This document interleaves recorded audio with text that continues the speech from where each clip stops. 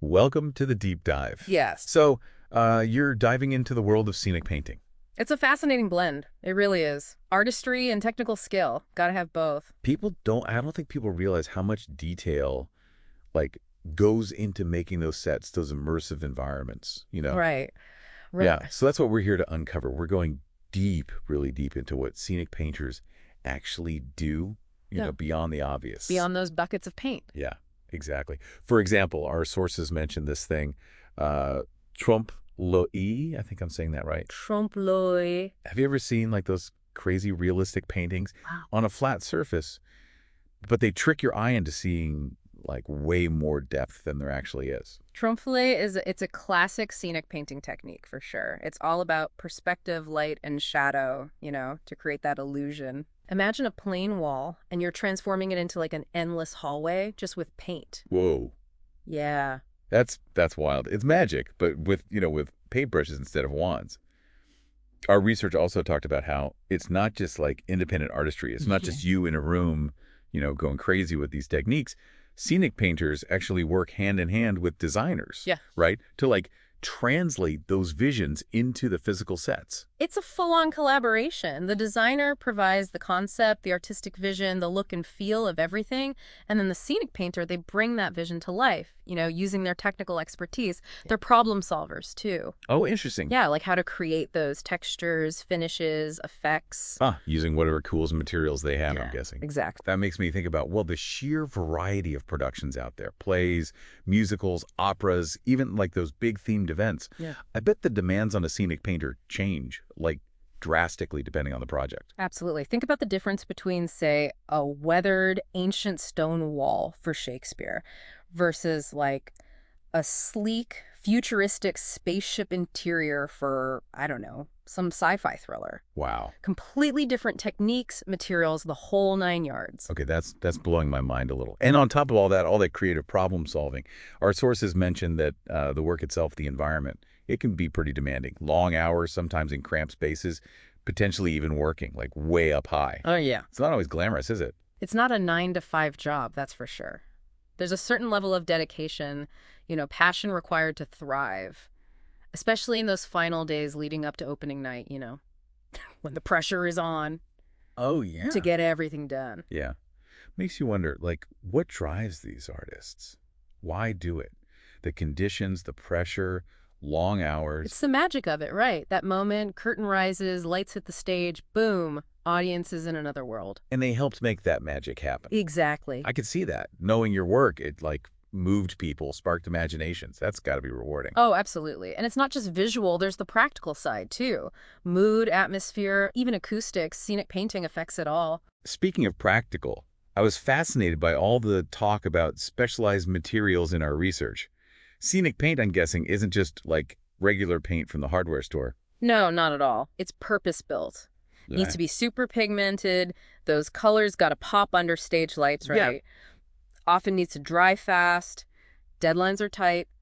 And it's got to be durable. Those sets go through a lot. Performances, scene changes, the works. Wow, the paint's like another member of the cast. It's a team effort, all of it. This is making me think, someone listening right now, maybe they're interested in this career, but like, where do you even start? What advice would you give them? One thing that kept coming up in our research, a strong portfolio, that's key. Like your art resume. Exactly. But instead of just listing skills, you're showing them off, Right. Show, don't tell. Exactly. And it doesn't have to be years of professional work, personal projects, student stuff, even volunteer gigs, anything to show off your skills. It's good to know. Our listener also had questions about a typical career path in this field. What did our research say about that? Well, it's not always linear, like some careers, there's no one right way. Some start as apprentices, work their way up. Okay. Others freelance for a bit, build their portfolio and reputation. So different strokes for different folks. Exactly. Makes sense, given how creative this field is. Our sources did mention joining a professional organization, like the United Scenic Artists Local 829. What exactly is a local in this context? It's basically a regional chapter of a bigger union, in this case, the United Scenic Artists. Got it. Being part of a local can provide a lot of valuable resources, especially for those just starting out. What kind of resources? Networking, job boards, sometimes even workshops and training. It's all about connecting with other professionals in your area, learning the industry standards. You might even be able to get healthcare and retirement benefits. Wow, that's huge. Uh, Especially for freelancers who might not have those benefits otherwise. exactly, exactly. It's a support system. Yeah. This field can be pretty competitive. And speaking of competition, we have to talk about technology's impact on scenic painting. Yeah. Can't ignore that elephant in the room. Or should I say, robot arm. Right. Our sources definitely pointed to some big changes because of technology. Yeah, computer-aided design. Sad. It's everywhere. Designers use it to create these incredibly detailed digital models of sets. Wow. And digital printing, you can create huge backdrops, scenery, all with insane precision. It's interesting, though, because our sources also talked about how those traditional painting techniques are still in high demand. Why do you think that is? Technology, it's a great tool. It can enhance and streamline things, but Yeah. there's a human touch, an artistry, two traditional techniques that's hard to replicate. Yeah, there's something about a skilled hand and a brush, Exactly. Mixing custom colors, subtle textures, adapting on the fly, that takes years to master. So it's not about replacement, more like Access. expansion, right? Right. Technology just gives scenic painters more tools to work with. Exactly. It's that synergy between old and new, digital and handcrafted. And for a scenic painter who can embrace both, the future's looking pretty bright. Speaking of the future, we like to leave our listeners with a question to think about, something that sticks with them. I think I know where you're going with this. You've been one step ahead this whole time. Uh-huh. All right, listener, here's your food for thought. How do you think virtual reality, VR, and augmented reality, AR, will impact scenic painting and set design in general? Will physical sets become obsolete? Or will these technologies just become another tool in the toolbox? It's pretty mind-blowing to think about. Oh, It really yeah. makes you think about the future of theater. A whole experience. Yeah, how tech is going to shape it. It's exciting for sure. Definitely. But even with all this tech talk, our research really emphasized one thing, that human touch, the scenic artist's vision. Oh, absolutely. No matter how good the tech gets, traditional techniques, there's an art to it. It can't be faked. Nope.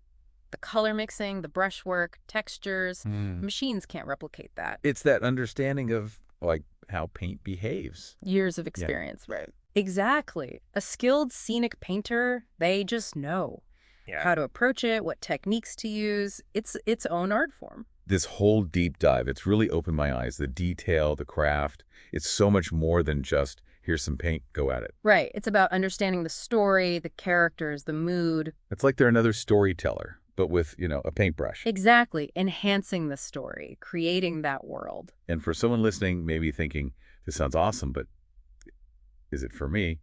What advice would you give? Passion for art, love of theater, willingness to work hard. You're already halfway there. Oh, and our sources mention team player, got to be one. Huge. Collaboration is key in this field. You're working with designers, directors, other painters, even stagehands. Wow, that's a lot of cooks in the kitchen. It is. You got to take direction well, communicate clearly, be a problem solver. And patient, I'm guessing.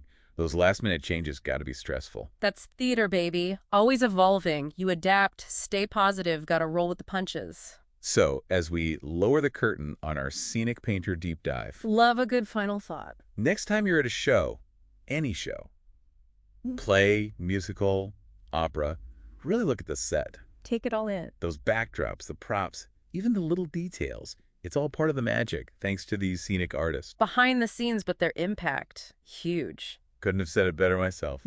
That's a wrap on the deep dive, everyone. See you next time for another deep dive into, something fascinating. Until then, keep exploring, keep learning, keep those curious questions coming.